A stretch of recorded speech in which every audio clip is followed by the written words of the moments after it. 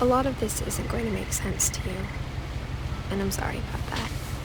I'm just going to start at the beginning, with the house.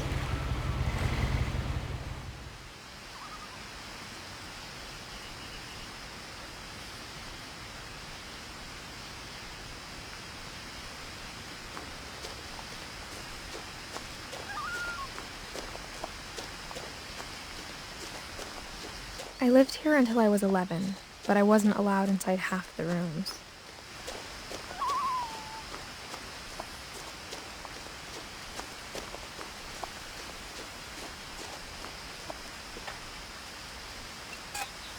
Inside the mailbox were bills from 7 years ago, marked urgent, open immediately.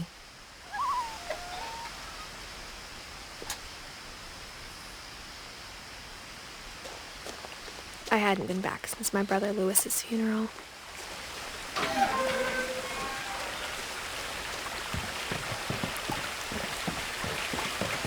In her will, my mother left me a key, but didn't tell me what it unlocked.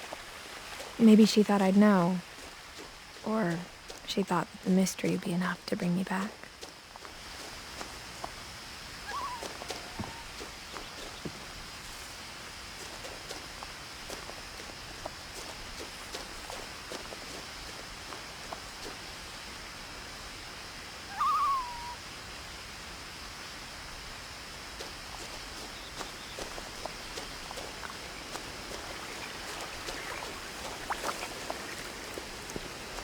The truth is, even after I inherited the house, I never thought I'd come back to it.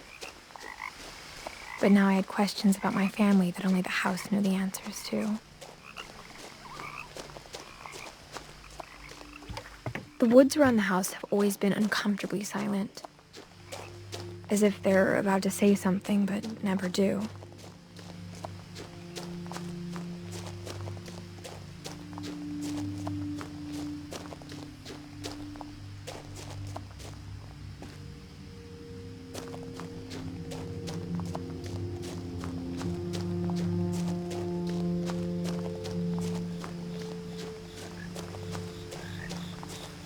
The house was exactly like I remembered it, the way I'd been dreaming about it.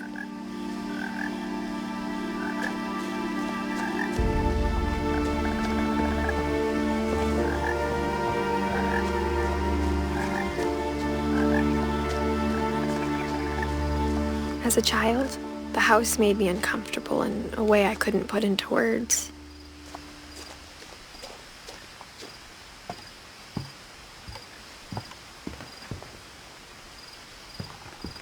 Now, as a 17-year-old, I knew exactly what those words were. I was afraid of the house.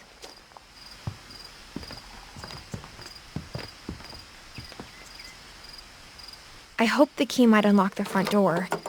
It didn't.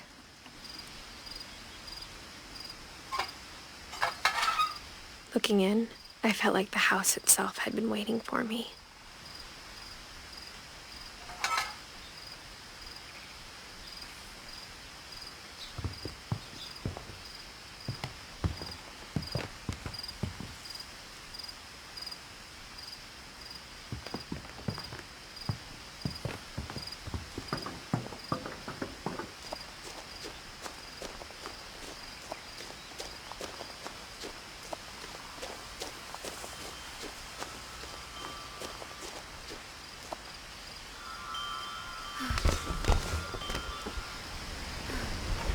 Crawling through the doggy door used to be a lot easier when I was 11.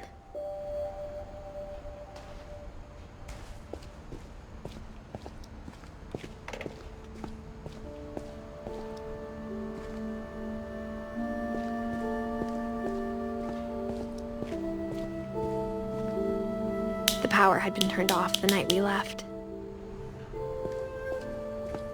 For the first time in years, I felt like I was home.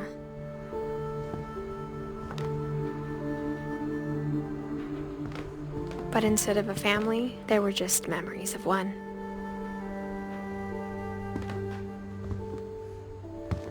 Like how after Lewis started working at the cannery, we all got sick of eating salmon, except our cat, Molly.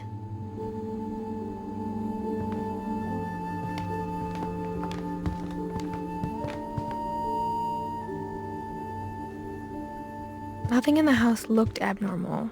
There was just too much of it, like a smile with too many teeth.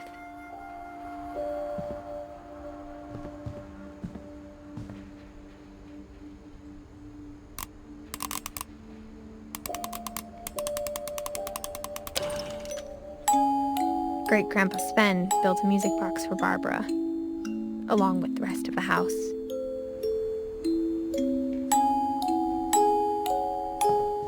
Mom always told me to stay out of the basement, so I wasn't too surprised when the key didn't fit.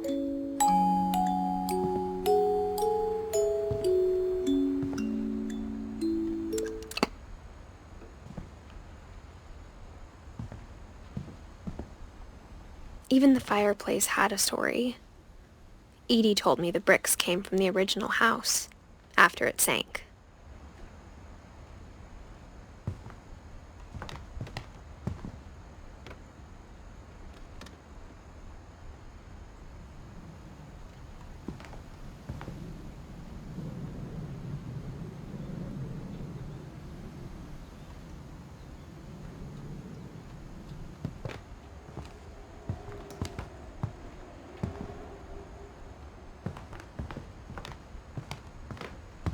The table was still a wreck from the night we left.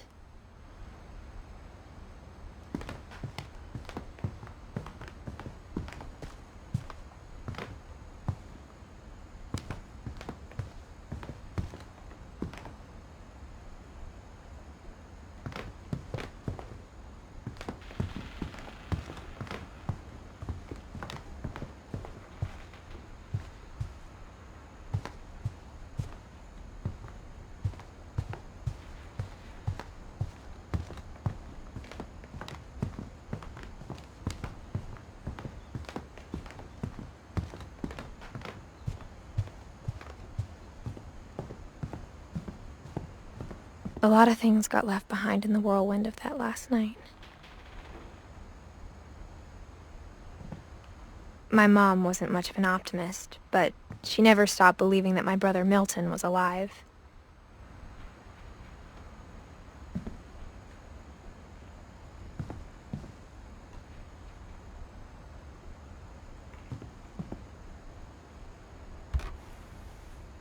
Edie told me once that every Finch who ever lived is buried somewhere in the library.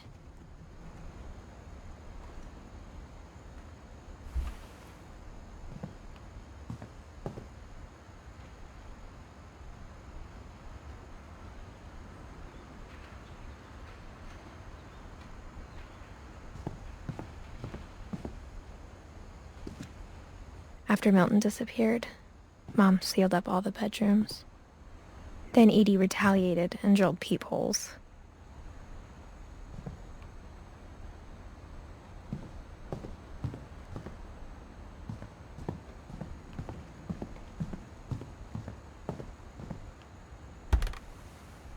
My Grandpa Sam spent 7 years sharing a room with his dead brother, Calvin.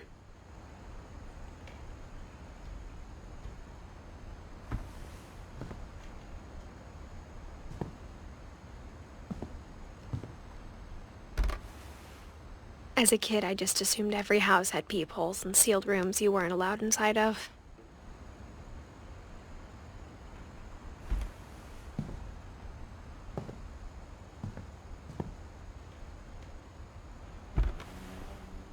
The last time I was in Edith Sr.'s room, I was 10 and she was painting my portrait.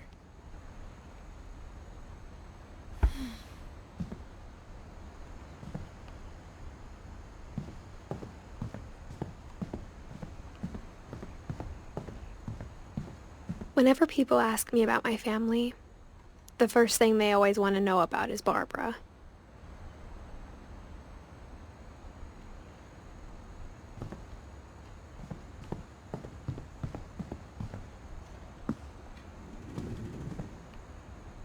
Edie's father, Odin, built the original house.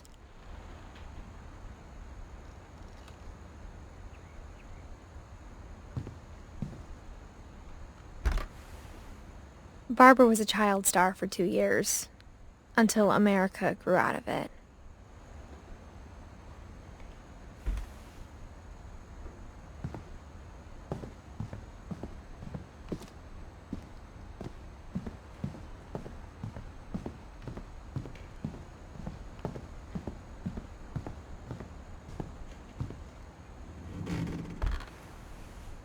Molly always seemed like a girl I could imagine being friends with, if she hadn't died in 1947.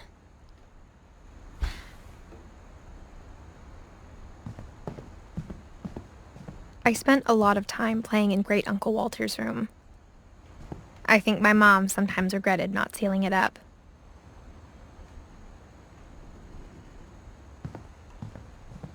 Louis told me there were secret passages, but I never believed him.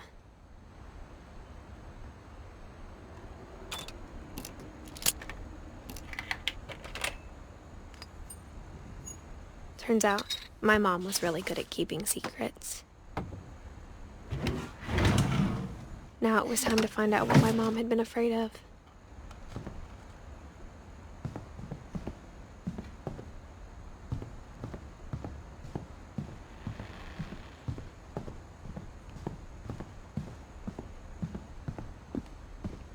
Mom must have locked the third floor stairs on the night we left.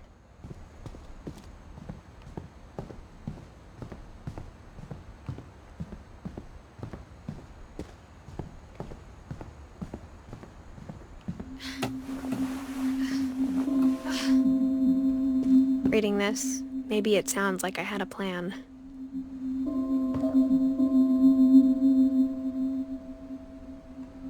From the paintings on the wall, it was clear my brother Milton had been here before me.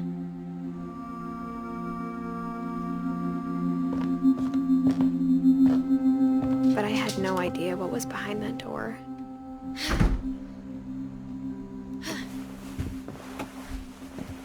Just like I had no idea where all this was gonna lead.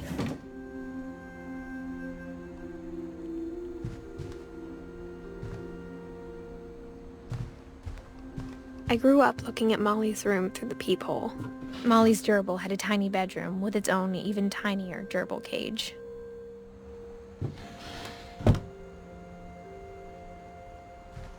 Being inside for the first time, I felt like I'd stepped behind a painting.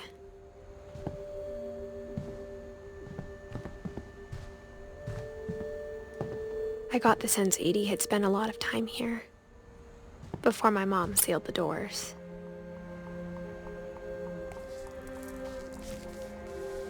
December 13th, 1947. Dear Diary, I'll be gone soon, but I wanted to tell somebody about what's gonna happen. It started when Mom sent me to bed without dinner.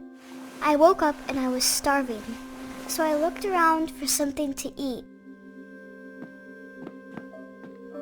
The gerbil food was dry, but I didn't mind it.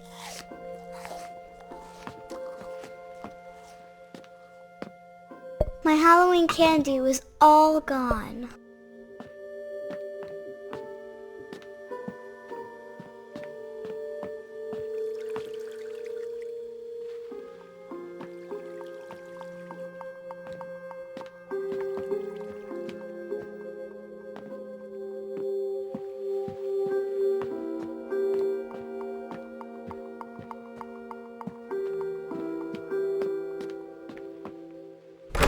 Mom, can I come out now?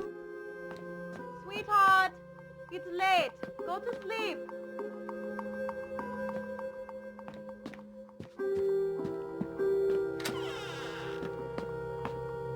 I kept eating and eating.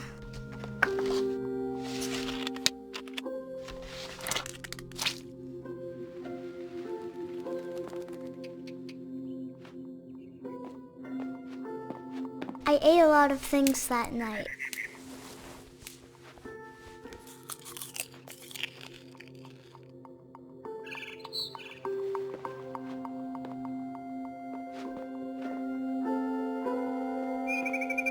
Then I heard chirping outside my window. It was a barn swallow going back to her nest. I reached out for her.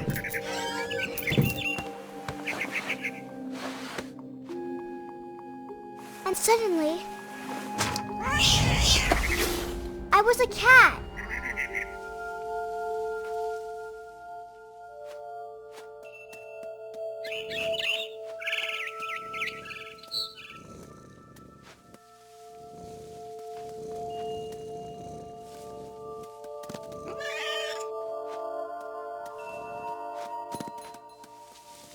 I tried to be quiet, but the bird was really scared.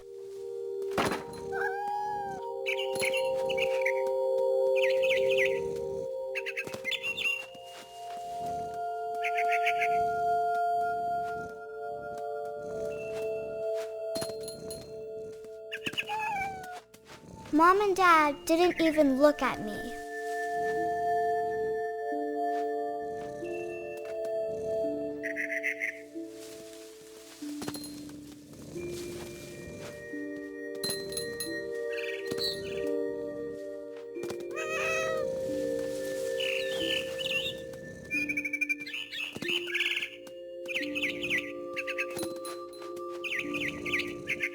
I jumped and I almost got her.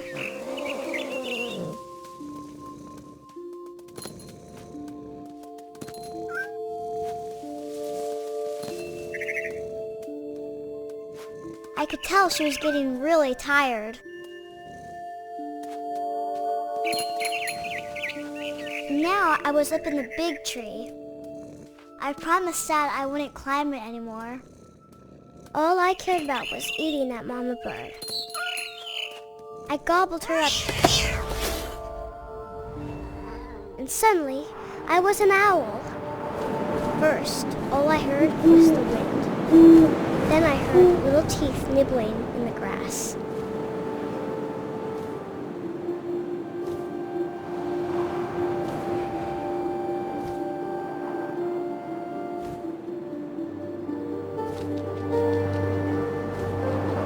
Rabbits.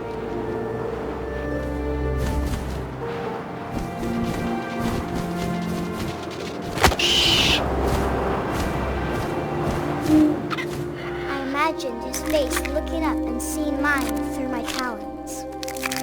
I swallowed him up, and I didn't chew one bit. Then I flew off to find something bigger.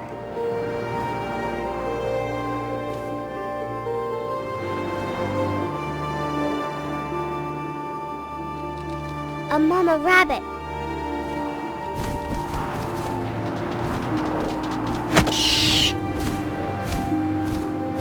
She was almost too big to carry. I started choking, but I couldn't stop eating. And suddenly, I was a shark.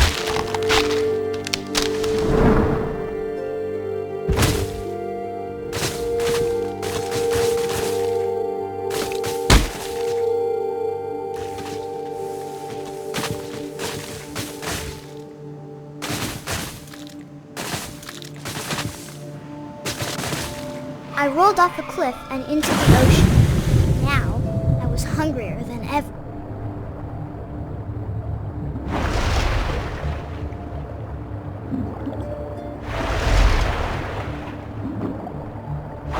I wanted fat, juicy seeds.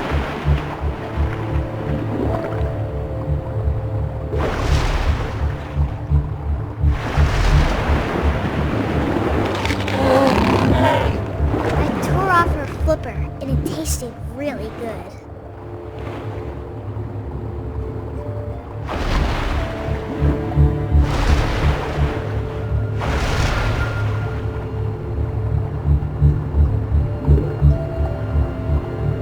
I grabbed on tight, but I was so hungry, I jumped out of the water. When I opened my eyes, everything had changed.